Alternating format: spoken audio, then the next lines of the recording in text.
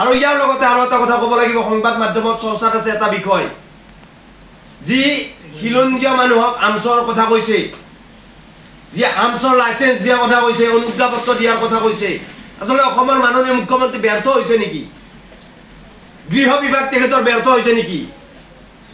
যদি ব্যৰ্থ হোৱা নাই তেতিয়াহ'লে আমছৰ লাইচেন্স কিহৰ কাৰণে দি আছে? অসমৰ মাননীয় মুখ্যমন্ত্ৰীক আমি প্ৰশ্ন উত্থাপন কৰিব বিচাৰিছোঁ। যদি তেখেতে ব্যৰ্থ হোৱা নাই তেতিয়াহ'লে দৰকাৰ নাই কিহৰ কাৰণে আমছৰ লাইচেন্স লাগে? এই ভয় ভাবুকিৰ যি ৰাজনীতি আৰম্ভ কৰিছে, যি সংখ্যালঘুসকলক ডমিনেট কৰা আৰম্ভ কৰিছে, যি সংখ্যালঘুসকলক মানে টাৰ্গেট কৰি লৈ যেনেকুৱা ধৰণৰ মানে অন্যায় অত্যাচাৰ আৰম্ভ কৰিছে, এয়া কিন্তু হ'বলৈ দিয়া নহ'ব। এয়া স্পষ্ট কথা।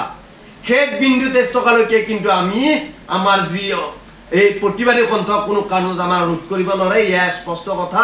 আৰু এটা কথা আমি দেখিবলৈ পাইছোঁ, অসমৰ মাননীয় মুখ্যমন্ত্ৰী ডাঙৰীয়াই কোনো ধৰণৰ নীতি নিৰ্দেশনা যি সুপ্ৰিম কোৰ্ট মহামান্য আমাৰ যি সুপ্ৰিম কোৰ্ট উচ্চতম ন্যায়ালয়ৰ কোনো ধৰণৰ নীতি নিৰ্দেশনা তেখেতে নামানে। কিয় নামানে এই ক্ষেত্ৰত আমি মানে তেখেতক প্ৰশ্ন উত্থাপন কৰিব বিচাৰিছোঁ।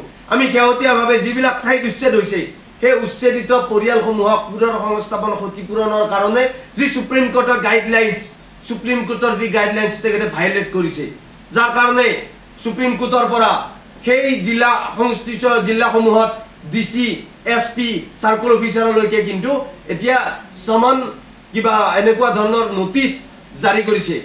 এনেকুৱা ধৰণৰ কাৰ্য কিন্তু কেতিয়াও এখন কল্যাণকামী ৰাষ্ট্ৰৰ কাৰণে হ'ব নোৱাৰে।